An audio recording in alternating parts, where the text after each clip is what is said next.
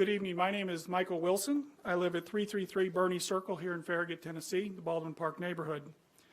I want to start my comments tonight by saying I have no issues with Continental as a developer. I have no issues with the landowner. My issue is with the town of Farragut. And I would say that most of the people sitting in this room, their issue is with the town of Farragut. I will ask the audience and those here that are on our side of the argument, please, civility is key tonight. We have strong arguments and we need to make those arguments and maintain the peace here. So I want to start by saying I see the FMPC's role as a key advisor to the BOMA. And as such, you have a responsibility to the BOMA to advise the BOMA on the plans, the ordinances that revolve around planning within the town of Farragut. I see that as your primary role. I've seen you exercise this responsibility on both the Bank of America building design and site plan, as well as the overlook at North Campbell Station when you looked at detail at that site plan. So I understand the detail and the rigor that you go through and the fact that you take this responsibility very seriously. And all I ask tonight is that you listen to my concerns of inconsistency with that same passion, with that same vigor, and actually debate those ideas of inconsistency, because when we get to the end of this, what you're going to realize, this isn't about this piece of property.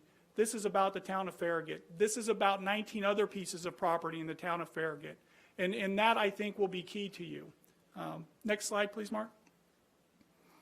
So let's talk about the Consolidated Land Use Plan. So the CLPU states, and this is a very interesting statement, the plan incorporates the input received during the planning process and identifies strategies that work together to create one clear vision. This isn't about one strategy or another strategy. This is about the comprehensive nature of the plan. When the plan was put together and adopted in a 9-0 vote by this commission, of which 8 of the sitting members right now voted in favor of that back on December 20th of 2012, it was seen as the guiding principles, as Alderman Honkin said.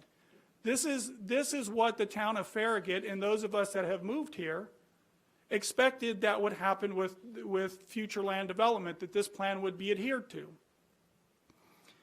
Policy 1 of that plan says all town decisions should be consistent with the CLUP. If a proposed action or project is inconsistent with the comprehensive plan, either the action or project should be modified or the CLUP would be amended.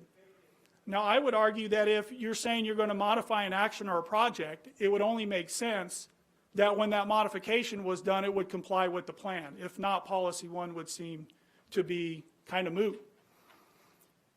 So, Madam Chairman, my question is, will the commissioners reaffirm their commitment to uphold policy 1 of the plan as it was adopted back in 2012?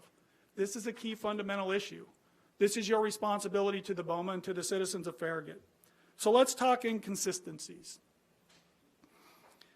So strategy 3, encouraging greater housing choice, is the reason that a lot of folks want to put this apartment complex on this particular piece of property. However, in strategy 3, the piece that seems to get missed is there's a statement in there that says you must protect existing neighborhoods when you take that into consideration, how you want to increase housing choice. That is a separate line at the bottom of a paragraph. It seems very distinct that somebody put that in there for a reason. The plan calls for transitions as a means to protect existing neighborhoods.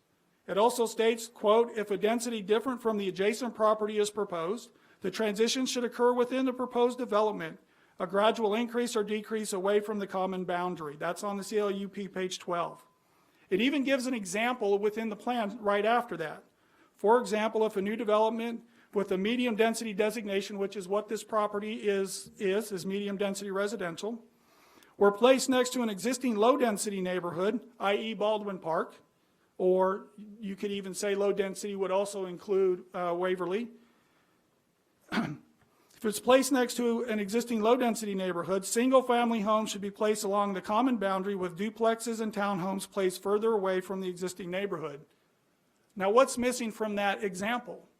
It says nothing about apartments. Nothing at all. In the transition plan, the idea is you have single family homes You would transition into a denser property of either duplexes, triplexes, or townhomes. And then on the other side of that, you would have an apartment style, an R6 zoning, and then you would have commercial property on a major street. There's a policy that says densities of new development should be compatible with existing adjacent densities. That is a policy in the plan. Okay? Next slide, please. So let's take a look. The red star indicates where this apartment complex is going to go. You're placing it right in the middle of R1, R2, R3, R4 property, and the reality is the church is actually R2 property that buffers most of the south border, and with the extension out, yes, I'll grant that there is a little commercial and buffer zone to the south and a little in O1 there. Remember, the plan says that densities of new development should be compatible with existing adjacent densities. So what you have to answer in your mind is that if you place R6 to that R1 property there, that's compatible. As well, in the medium density residential characteristics section that was quoted earlier by the developer, what was failed to be quoted is that areas with similar or existing density built or zoned. That's the location for R6 property. In areas with similar density existing density built or zoned. So we can talk about R4 to the north all night long, but the reality is this property is surrounded by R1 and R2. That's not similar density, existing density built or zoned. And that is a key challenge here. Next slide, please. So strategy 4 talks about increasing connectivity.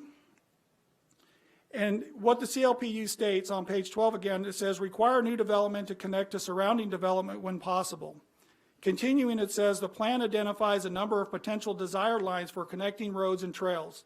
These should be implemented through the subdivision review process and a condition, this is written a little weird, condition approval on their constructions.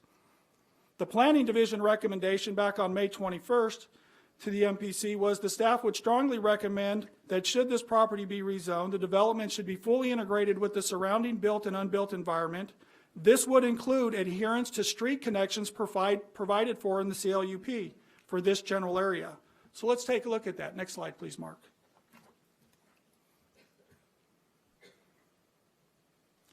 So the plan calls for gridded and semi-gridded street networks in vacant property that's to be developed.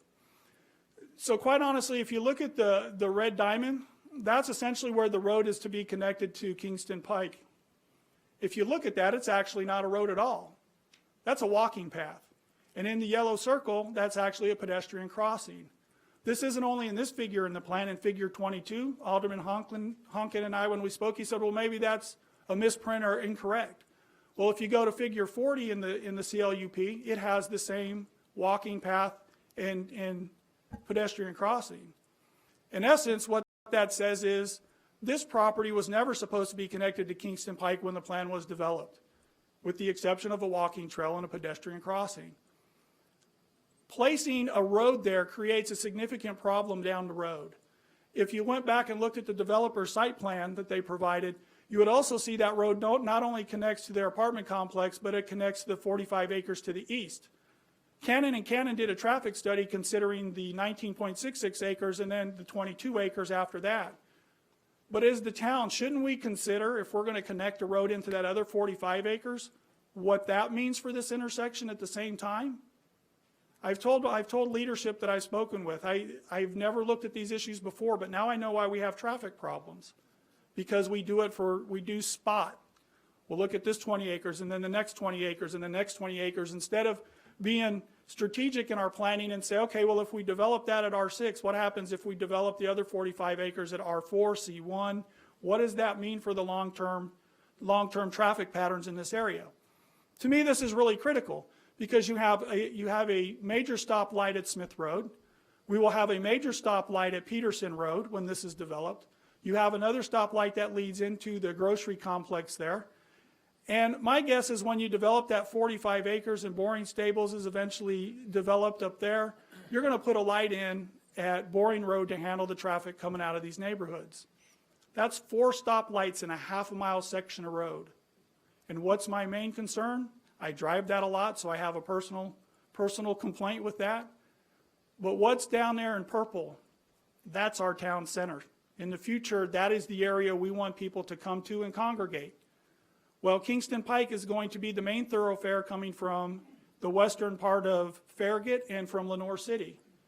A lot of folks are not going to want to drive through this mess when we have events and drive out of this when we have events with 4 stoplights and a half-a-mile section of road. So the other piece is where that apartment complex would go is the arrow there on the left as you're looking at the map.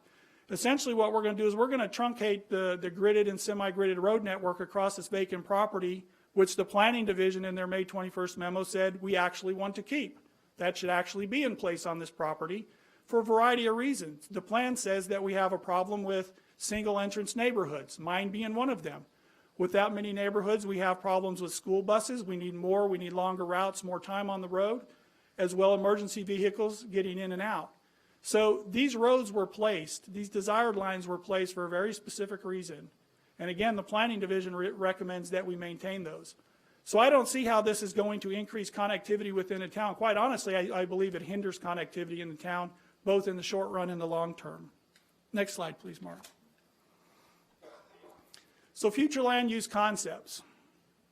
Future land use concepts basically states the base density assumed for rezoning or planned unit development designates a parcel as the lowest density of the designated range. In this case, that would be 6 units per acre.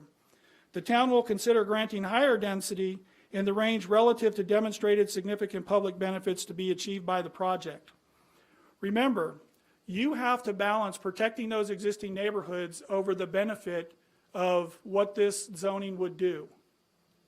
Now, we saw a walking trail across the backside of that property. In just a moment, we're going to see where that walking trail is really going to connect to across the town and why I say this isn't consistent. The CLUP provides some examples, which is a provision of pedestrian amenities and the preservation of open space. I would argue, you know, if Continental was building this complex and they were building a 5-acre park next to their complex for their residents and the public, that might be good for the town. That might be a significant public benefit. If these walking trails were connected through the rest of town where residents could travel to all parts of town, it might be, but that's just simply not the case. Next slide, please. So the location are characteristics of medium density residential. The location basically states that it should be in areas with similar existing densities built or zoned. As was said, adjacent to non-residential uses, near large parks. The character is ample pedestrian amenities such as parks, trails, or landscaping, and again, as we previously discussed, that gridded or semi-gridded road network. Next slide, please, Mark. So essentially what the red oval shows is the walking trail system that would connect this to the closest park. And essentially what we're going to see if this comes in is that the walking trails will connect to Smith Road, as it looks to be designed now, if that is the final plan, and to Baldwin Park. That's where the walking trail is going to be connected to. Until Mr. Boring or the Boring family decides to develop that land back there, that walking trail is not going to be connected. So what does that mean? That means that pedestrian traffic that wants to go to the park by the library is going to be forced onto Kingston Pike to travel east to North Campbell Station to get to the park. That's exactly what the plan says we should not be doing. The plan says we want people off of bicycles on roads where people are traveling 50 miles an hour. That's the whole reason for this requirement within the plan to have this walking trail system, so people get off of the main roads. So again, yes, there might be a brief walking trail across the back of a property there, but it's not really going to connect anything except into the main road and to Baldwin Park neighborhood. Next slide, please. This map here from the town's website essentially just shows the location of where this property would be and the fact that it's actually not in proximity to any parks or existing walking trails. That travel distance I've measured is roughly about 2 miles. And again, that's on Kingston Pike and North Campbell Station, which to me presents a pretty significant safety concern. Next slide, please, Mark. This is by far the biggest challenge I've had with reconciling how this is consistent with the plan. This was read earlier, a mix of attached and detached housing types may include single-family houses as well as small multifamily dwellings such as duplex, triplex, townhomes, and small condo/apartment buildings. Now that emphasis on the word small is my doing. I put that in there, but I think that's key. How do we ever look at ourselves in the mirror and say 22 acres, 220 units, 11 two-story buildings, 25 standalone garages, 387 parking spaces, clubhouse with pool, and dog park is a small apartment building? We have a location to place that kind of property. It's called the Mixed-Use Town Center, and that's what we've advocated for. Next slide, please, Mark. In my research into the land use plan and this particular piece of property, I looked at what's the impact on the town of Farragut. In these last two slides, I'm going to convey that impact on the bigger town of Farragut. In orange on this slide, and it's hard to see on the screen, it may be a little better on your monitor, there are approximately 20 medium density residential parcels identified. If you vote and the BOMA votes to rezone this piece of property, and at three different occasions it's been briefed in front of this meeting, in front of this organization, this commission, that this is inconsistent, how do you hold any other developer that wants to develop any one of these other 19 lots to be consistent with all portions or some portion of the land use plan? If you're going to be inconsistent here, then you're going to have to be inconsistent there. And that's what this argument's about. That's what this debate is about. You must be consistent, because if you're not consistent, what's going to happen? You deny another rezoning, what's going to happen to the town of Farragut? Litigation. Litigation. I came from the great state of California, the litigation capital of the world. You know what my greatest fear is in all of this? You get a minority developer that wants to come in here and do something, and it's denied because it's not consistent with the plan. Did we just counsel the BOMA to do the right thing? Or are we setting them up for failure? That is the question. And you have 19 pieces of property here beyond this one that this is a potential to happen for. At a minimum, you're going to face additional challenges like the one we faced, and we know that's not good for the town of Farragut. And even, or worse, you're going to be litigation in court. The town will be in some form of litigation in court because the decisions were not consistent with the plan that is in place. Next slide, please. Ladies and gentlemen, this is something I found 3 days ago in reviewing the R6 zoning ordinance. And I'm going to challenge you to figure out how to do this. The town of Farragut R6 zoning ordinance states, the approved plan, and that's my site plan, shall be in compliance with the Farragut Comprehensive Land Use Plan. The ... is the bicycle and something other plan, and ordinance and other plans is adopted by the town. So with the inconsistencies that I've shown you, how will the FMPC approve a site plan without modifying the CLUP as required by the R6 zoning ordinance when the site plan comes up? Because I guarantee you somebody will be back arguing these inconsistencies when the site plan comes up, and now you're charged with having to change the R6 zoning ordinance in order to get there, or you're going to have to basically modify 4 or 5 sections of your comprehensive land use plan in order to approve a site plan for this. And so that's my final question that I leave you with. This isn't about Continental. There are people that are frustrated, we get that, but this isn't about Continental. This is about consistency with the land use plan. This is about using all the strategies in the plan to make decisions as called for in the plan. This is about policy 1 of the plan that says, if you believe there's inconsistencies in the plans, you have one of 2 options. You either have to modify the project or the action to comply with the plan, or you have to amend the plan. I don't see how you get from here to there in trying to amend this comprehensive land use plan with the major sections you would have to rewrite. again, this isn't about Continental.